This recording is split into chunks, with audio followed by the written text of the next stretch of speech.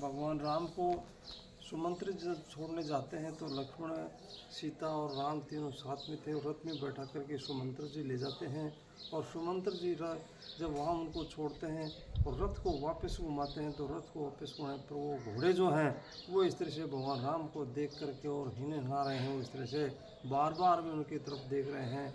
तो ये अब घोड़े इस तरह से व्याकुल हो रहे हैं तो प्रजा का क्या हाल होगा, इस तरह से ये जो है हमें देख रहे हैं। तो उसके बाद में जब गंगा जी के पर्वत पर चले जाते हैं तो किनारे पर चले जाते हैं तो केवट से नाव मांगते हैं। तो केवट को कहते हैं कि भाई नाव लाओ, हमें गंगा पार करनी है। तो इस तरह से जो है केवट उनको कहता है कि मैंने आपके मर्म को पहचान लिया है कि आपके पैरों से जो है, एक पैरों की धूल से जो है आपके में जादू है इस तरह से, और एक पत्थर की जो शिला है वो भी एक सुंदर नारी बन जाती है। तो इस तरह से मेरी तो कमाई के यही साधन है, एक मेरी नाव है तो मेरी रोजी रोटी छिन जाएगी। इस तरह से वो जो है केवट उसको भगवान को कहते हैं। भगवान उनको देख करके इस तरह से हंस करके जो राम और लक्ष्मण की तरफ देखते हैं और हंसते हैं इस तरह से कि एक इस तरह से जब भगवान का नाम ले से जो भवसागर को पार हो जाते हैं।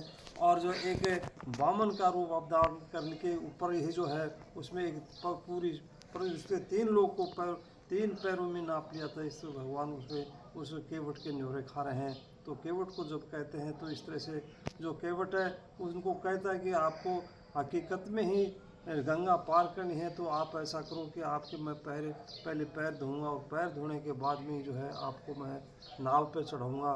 तो वो जो है उसमें पैर उसमें लाते हैं तो पानी लाता है, उसको केवट को कहते हैं कि भाई जल्दी ले आओ। इस तरह से पैर धोते हुए राम के पैर धोने के बाद में सारा चरणों तक उसमें अपने परिवार को पिलाते हैं और आप पीते हैं।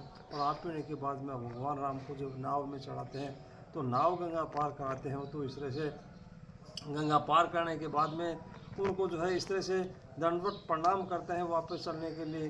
तो उनकी नाव उतराई के लिए जब उनके पास में कुछ नहीं था तो माता सीता के पास में एक रत्नों की एक जड़ित जो है अंगूठी थी, अंगूठी देने के लिए तैयार हो जाती है, वो अंगूठी देती है।